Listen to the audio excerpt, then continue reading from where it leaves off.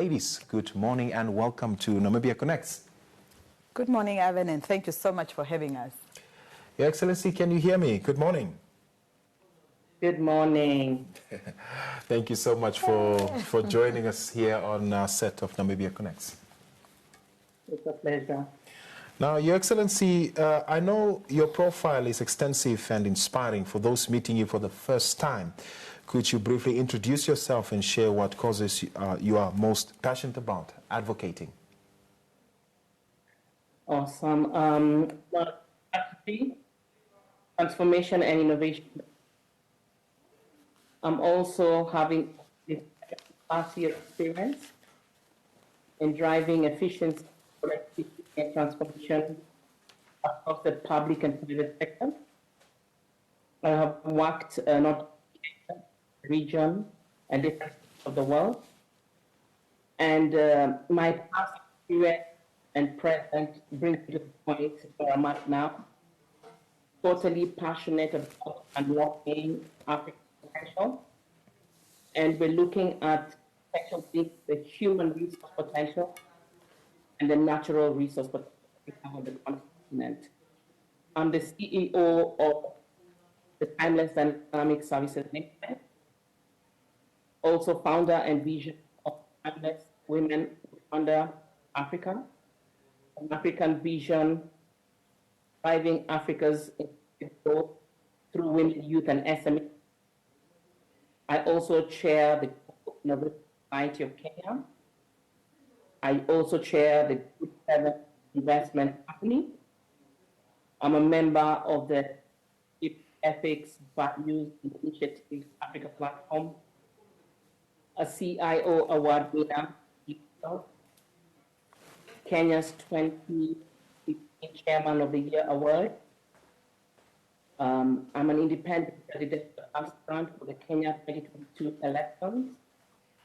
I'm also the vision bearer of the Timeless Spring of Life Ministry, host of the Africa Conference, building upon the legacy of the Timeless Women Conference that have happened since 2015, every year in a different African country. And lastly, founder and co-host of the Africa Party Tour, which was set up to support over 744 countries in Africa. I'm really passionate after transformation agenda. Thank you so much, Ms. June. Ms. Tosi, tell us, how are you part of this growth conference? This is a big deal, and it's a surreal moment to me. You know, it's like a pinch me moment.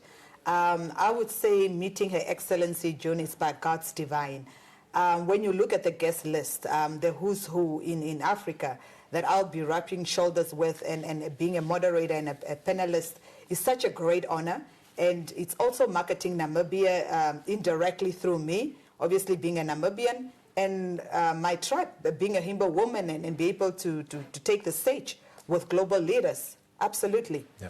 Ms. June, now that we have a glimpse of your powerful journey, please tell us more about the Accelerate Africa's Growth Conference. What is the core mission and objective of the Pan-African Gathering?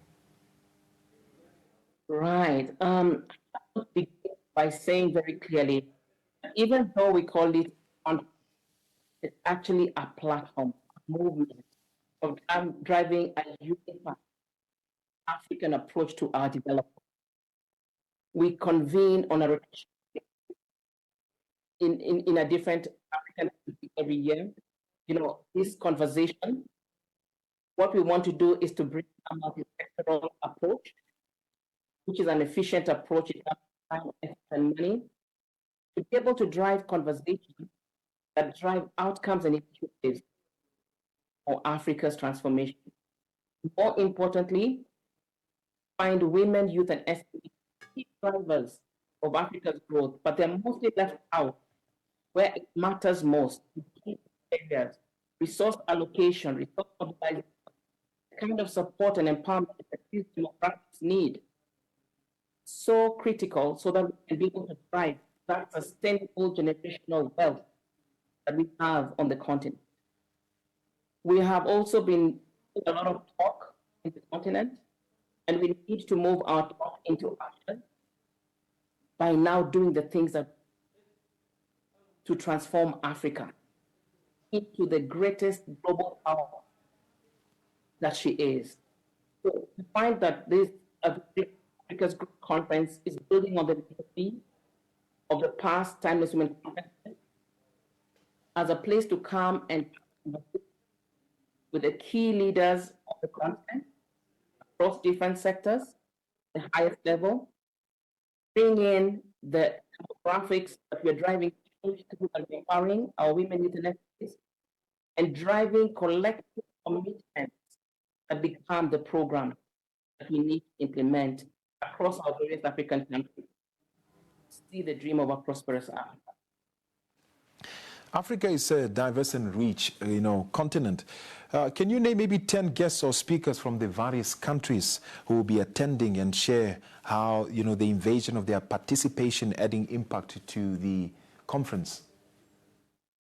Right. When looking at the story of Africa, we're looking at people, Africans on the continent, people of African descent, and African diaspora, all coming into a conversation about the opportunities we have forward and to bring this unified for all of us to engage. The speakers and special guests and dignitaries coming from all over the world, from the diaspora, from the continent, other parts of the world, but I'll just name, starting with the highest represented by His Excellency John Dramini Mahama, who will be our chief guest opening up the conference, but more importantly, commitment that his government, which is the Reset Ghana agenda, actually engaging in a way that's driving actions after the 3-day conference. We also have Her Excellency Susanna Dlamini, our former chair of Africa Union, the past chair of Africa Union, but also the architect of Agenda 2060, the framework that we have for our development agenda. He will be present. We have Dr. Amani Asfour, president of the Africa Business Council from Egypt, present. Our very own CT, representing Namibia and other leaders from this region. We have Dr. Nobile Pamela Kabane, Minister of Education of the Republic of South Africa. We have Her Excellency Nana Kwame Bediako, who is also a former presidential candidate in Ghana, and really a successful businessman, not just in Ghana, but in the region and the world. He's the CEO for Qualays Group, a very strong private sector leader and healthcare. We have Mr. Wamkele, the Secretary General of the FCA, ACFA, our platform for our intra-African trade. We have the Right Honorable Emma Nunu Kumba, who is a very, very exemplary leader, a speaker of two houses, is the speaker of the East Africa Parliament and of the Parliament of the Republic of South Sudan, very visionary and impactful. We have W01, a World War II veteran expert, Joseph Ashite Ham. This is a veteran who has fought 5 battles with a passion of representing Africa out there in war, but also telling the story of Africa. And he's turning 100 years this year, carrying the history and the experience and passion of what it means to be in Africa, fight for Africa, but represent Africa wherever you are. We have Mr. Kofi Ochere Darko, the head of the diaspora of the president in Ghana, really bringing in the diaspora conversation into the conference. We have Honorable Samia, the daughter of His Excellency Kwame Nkrumah, the past president of Ghana, also being present, and a myriad of different leaders. So we're really excited. But to me, the dignitaries are the African people themselves. Very people who are responsible for having Africa's potential and growth. Our women, our youth, SMEs, and people from all walks of life want to be part of Africa's transformation. Quite exciting there, and some big names that you just mentioned. Now, Tosi, congratulations on your role for both moderator and panelist. Thank you. What does this opportunity mean to you personally, and how do you think this event resonates with Africa's bigger picture, economically, socially, and culturally? Wow, I mean, it's a dream come true. It's a surreal moment again. It's a pinch me moment. I mean, you listen to those names and you're like, oh, I'm just a Himba girl from Namibia. But never underestimate yourself. Never let your shine be dimmed in any way. I'm super excited. I really want to encourage a lot of Namibian businesses. You know, starting from the Namibia Tourism Board. This is a platform where you will be able to market yourself, and many other private and governmental businesses to network. Culturally, obviously, I'll be dressed into my Bambanderu attire to represent my culture, so it will be represented. And obviously, the moment that you just mention and say, I'm Tosi Shiombo from Namibia, it's a country that you're marketing. So it's something that we shouldn't take it for granted. It's not something small. And us being Pan-Africanist by birth, we always want to live by the word Ubuntu, I am because you are. We want to see this change in Africa. And like the theme says, together we can positively be shifting the destiny of Africa if we collectively come together in order for us to achieve the borderless Africa that we want. So such platforms, you cut off all the costs that you could have met various individuals personally. Now they're all brought in one room. You go to one event and you probably come up with a vast network of about 20 or to 30 people. And myself living in New York, they will always tell you, walk like cameras are rolling. So you gotta be ready at all times. So for Namibia, whoever is listening, and you know, you can reach me via my social media platform so that we can all go and attend this event and be able to continue putting Namibia on the global map. Yeah, we really thank Her Excellency, Madam June, for putting such a prestige event together and inviting all these dignitaries. So it's not something that we should take for granted, really. As a proud Kenyan, Ms. June, hosting a major event in Ghana, a symbol of cross-border solidarity, how do you foresee the outcome of this event being implemented, not just in the two countries, but across the entire continent? Yeah, thank you. You know, I say we need to move from talk to action. We have been doing a lot of all these big names we've put together, and not just about big names, about the actions and commitments that these people whom we have strategically picked and brought to the platform are going to drive. We are putting a template, a way for all our business people, you, our women, to come into this room, to engage in conversations, to make recommendations of what they need to do to be able to unlock opportunities to trade, to exchange knowledge, to network, to bring in the diversity of culture, our music, our art, to open up this whole creative economy and high value sectors, which have great opportunities for us to create jobs, create wealth. These leaders are strategically open and positioned to come and engage, but to drive commitments, cost commitments, and commitments that we all engage in, drive the programs and initiatives. So, looking at a Pan-African agenda, the model in which we've created, the outcomes will not just benefit the whole country, which is primarily one of the goals of the ANC, but of course, each person comes representing a nation, a sector, a demographic.